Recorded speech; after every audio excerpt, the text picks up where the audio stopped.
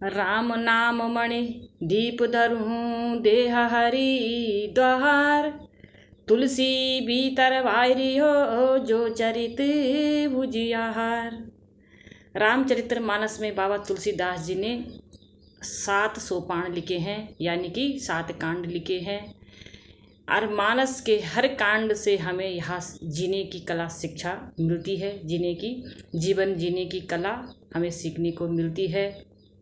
हर एक कांड में बाबा तुलसी ने भगवान के महत्वपूर्ण चरित्र की कथा सुनाई है और कहा है कि हम यह जो रामायण है ये जीने का सार है और श्रीमद् भागवत है मुक्ति का द्वार है। जीवन कैसे जीना है, भगवान राम ने मानव जीवन में आकर के संपूर्ण मानव जाति को यह शिक्षा दी है और कहा है कि जीवन जीने की अगर कोई कला है तो वह मेरे पद चिन्हों पर चलो, अपने आप तुम्हें शिक्षा मिल जाएगी। रामायण में 7 कांड हैं और 7 कांडों में हर एक पात्र की बहुत अद्भुत कथाएं आती हैं। रामायण के हर एक पात्र ने त्याग किया है, त्याग मूर्ति है। यह रामायण के जो जितने भी पात्र हैं यह त्याग मूर्ति है, सबने त्याग किया है। एक राजा कैसे होना चाहिए ये भगवान ने मानव जीवन में आकर के शिक्षा दी है। एक भाई कैसा होना चाहिए, एक मित्र कैसा होना चाहिए, एक शत्रु कैसा होना चाहिए, ये रामचंद्र जी ने मानव जीवन में आकर के संपूर्ण मानव जाति को एक शिक्षा दी। रामायण का हर एक पात्र का जो चरित्र है वो जीवन में उतारने योग्य है। आज इंसान अपने आप को, अपना उत्तरदायित्वों को भी भूल गया है, लेकिन रामचरित्र मानस के तो ऐसे महान पात्र हैं।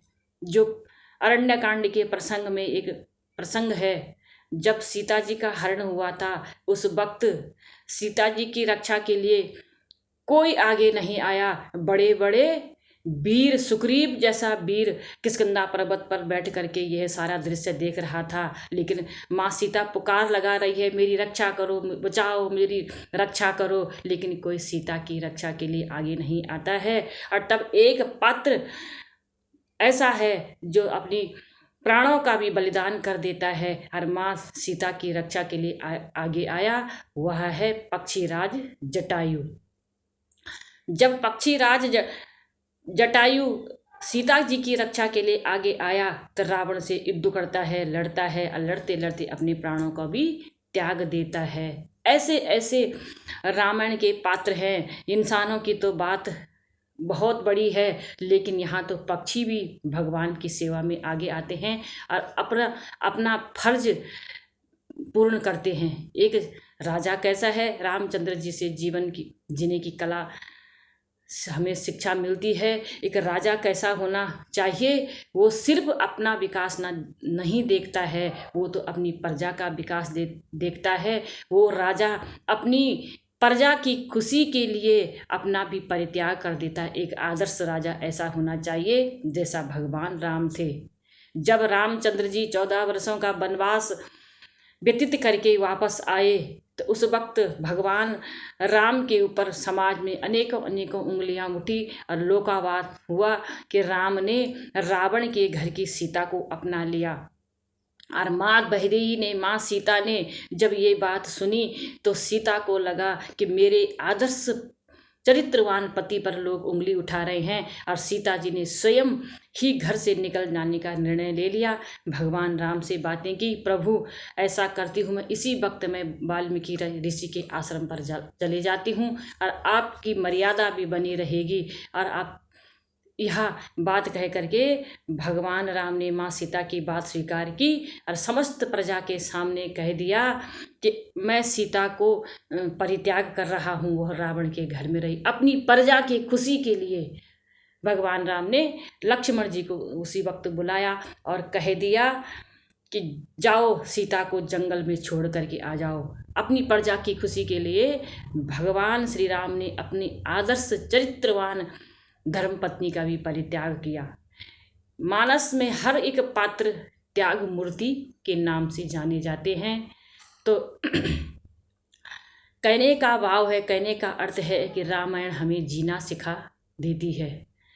एक भाई कैसा होना चाहिए, भरत जी के जीवन से हमें शिक्षा मिलती है, लक्ष्मण जी के जीवन से हमें शिक्षा मिलती है। लक्ष्मण जी के लिए तो कोई वनवास नहीं हुआ था, लेकिन अपने प्रभु राम के प्रति उनका इतना प्रेम था, अपनी भाभी सीता के प्रति उनका इतना प्रेम था कि उन्होंने अपना सर्वस्व महिलाओं का सुख एक ही पल में परित्याग कर दिया। तृण सम सिद्धि तीन गुण त्यागी, कहे तात सो परम विरागी। तृण के समान सारी सिद्धियों को त्याग दिया और भगवान की सेवा में बन के लिए चले गए। तो यह रामचरितमानस हमें जीना सिखाती है। निवेदन इस प्रकार से है कि कोई अपने बच्चों को धन ज़्यादा दे या कम दे, देन या ना दे, वो आप पर डिपेंड करता है, लेकिन अपने बच्चों को रामचरितमानस की शिक्षा अवश्य दे। यही हमारा सर्वोत्तम धन है।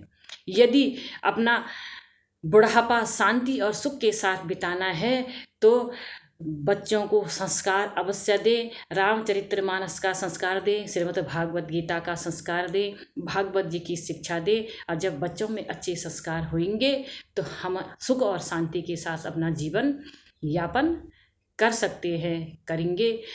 और इस प्रकार से यह जो राम नाम की मणि है, इसको अपने मुख रूपी जिह्वा के द्वार पर रख दो, तो आपका ये लोक भी सुधर जाएगा और परलोक भी सुधर जाएगा। जिस प्रकार से दहलीज पर हम दिया रखते हैं और हम वह जो रात्रि का अंधकार है, बाहर का भी समाप्त हो जाता है और भीतर का भी समाप्त हो जाता है, इसी प्रकार से यह राम नाम है। यदि हम अपने बच्चों को रामचरितमानस की शिक्षा देते हैं तो अवश्य हमारा जो ये जीवन है सुख और शांति के साथ बीतेगा। और नया जनरेशन के जो बच्चे हैं, न्यू जनरेशन के बच्चे, युवान भाई बहनों से मैं निवेदन करूं कि वह रामचरितमानस की शिक्षा को अपने जीवन में धारण करें, भगवान राम के पद चिन्हों पर चलें। अवश्य उनका जीवन सुख और समृद्धशाली बनेगा, सुख के शांति के साथ बीतेगा। इन्हीं शब्दों के साथ जय श्री राम, राधे राधे।